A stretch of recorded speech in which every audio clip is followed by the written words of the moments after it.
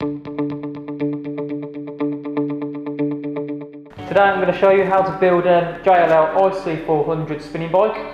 So with this you'll have two boxes come. You'll have the main box there and then a smaller box to accompany it, which will contain the rear stabiliser, the front stabiliser, a vertical seat post and the monitor as well. So with the main box, it's quite a heavy box, it's 48.5 kilograms. So you're best off to have about two people to help you manoeuvre this, if you can. So we're just going to go right away and open the box. So just grab a pair of scissors, sellotape all along the top, so we're just going to start and open the box.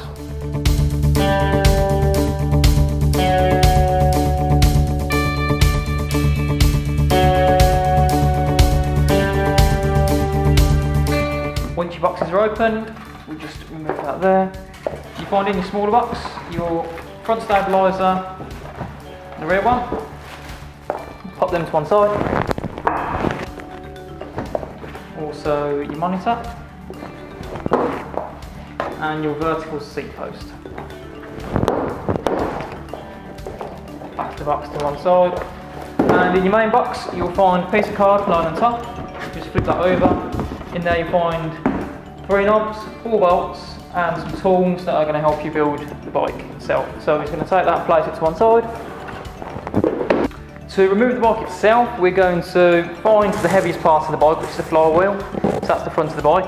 And then you want to tip the box onto that side there. So very carefully, lift off the box, tip it forward like so.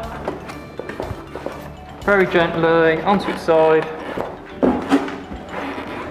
Like that. And then what this allows us to do is slide the bike out easily. So the camera's going to come around there and you'll see inside there onto the main frame. If we just grab that, holding the box with the other hand, slide the bike out easily. Like so.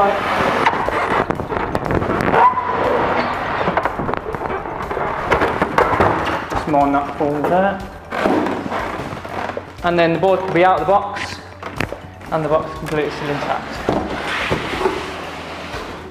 And then we can just flip the bike back onto the right way of top there, and again we can remove the polystyrene. Now it's important at this stage not to discard anything, especially the polystyrene, because as you'll see, on this side you'll have the seat post and the handlebar post attached. So I'm just going to place that to there. And on this polystyrene side we've got the 2 pedals as well. So just make sure you check everything before you throw anything away, so you're not throwing any part of the bike away itself. As you can see on the one bike itself, you've got the handlebars attached to the cranks there via cable tie. So you're just going to want to get rid of all these cable ties and this packaging so we can start assembling the bike. So once everything is out of the box and unpackaged, you'll have your main bike frame, you'll have your 2 pedals left and right, you'll have your handlebar post, 2 parts of your seat post. Over here you've got your handlebars themselves, front and the rear stabilisers, saddle, 3 knobs, you'll have your tools to put the bike together, a monitor that will go on handlebars, batteries and your owner's manual as well. If you don't find any of these parts, or if you find any of these parts missing from the box, contact the customer service team straight away.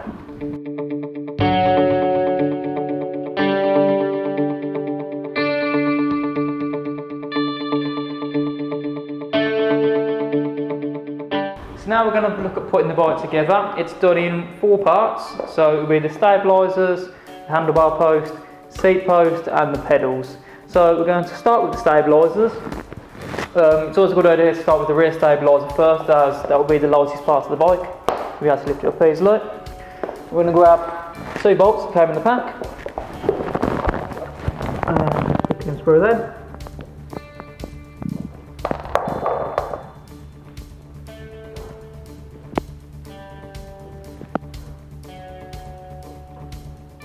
Once they're on, you'll see 2 holes and the stabiliser, so it's going to feed the bolts through them. And poking out the other side. and then keeping them held in place with your 2 fingers. Just going to lift the bike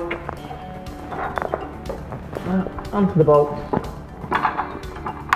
Fit through, keeping hold of the bolts so don't fall back through.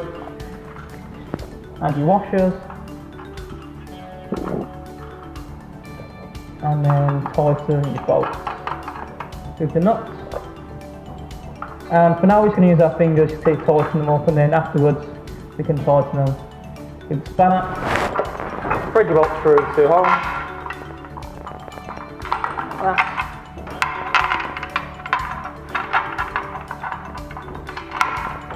Keeping hold of them.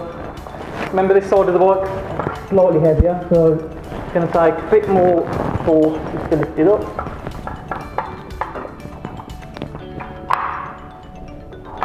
But once it's in there, keep hold of your bolts. Add your washers. Stand again, tighten your nuts. Keep your fingers for now.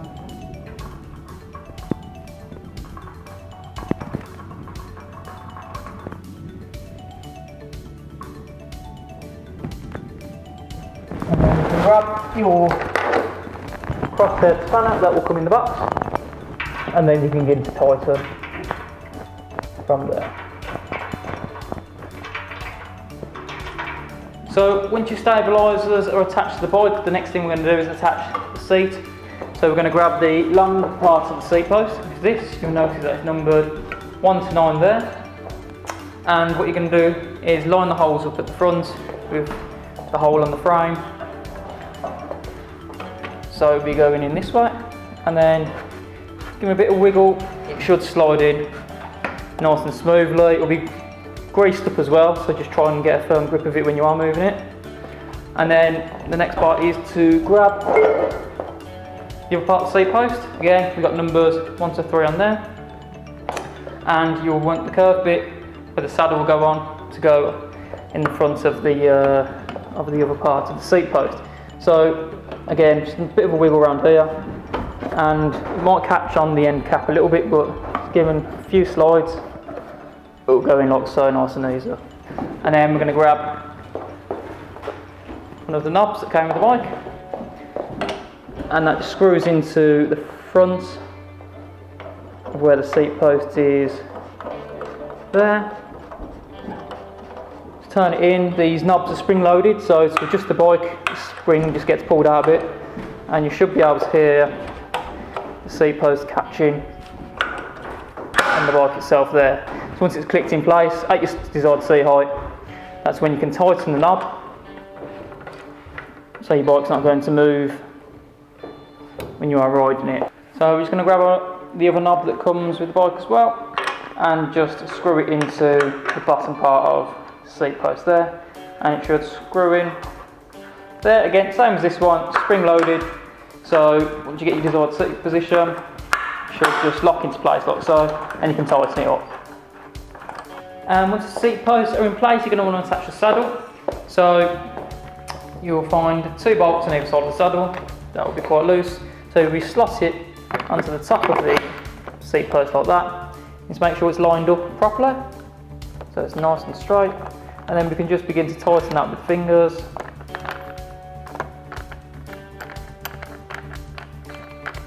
Until that's as tight as we can go. And then just grabbing our spanner, we can begin to tighten,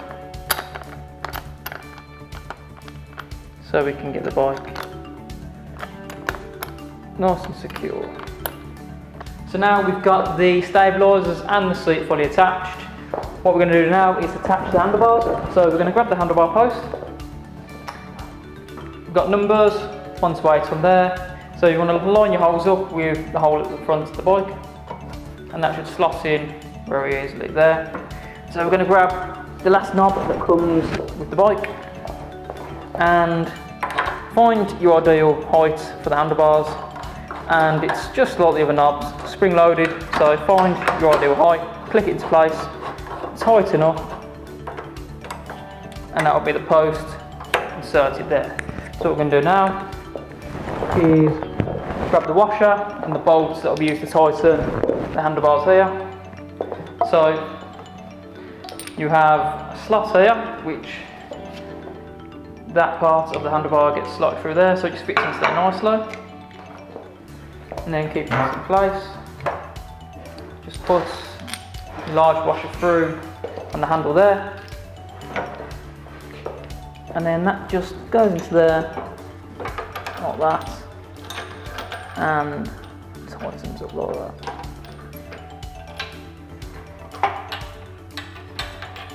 And just keep your handlebars as far forward as possible, because that's where you'll be able to tighten them. Screws into there easily like that. And once it's fairly tight, that's when you can adjust your handlebars, slide them back, and then just turn around there to tighten it up.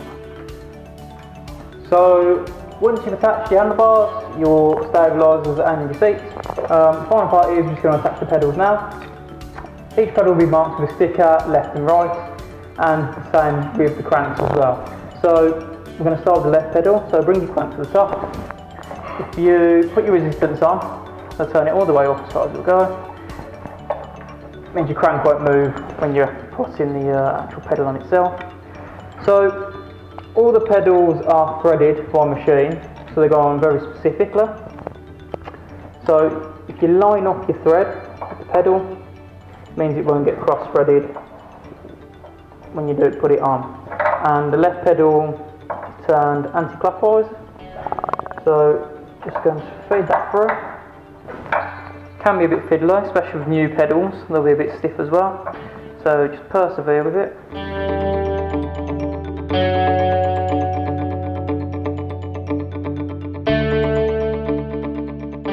And once it gets a bit stiffer, we can use the spanner to tighten it all the way around. So again, we're going to line our thread up.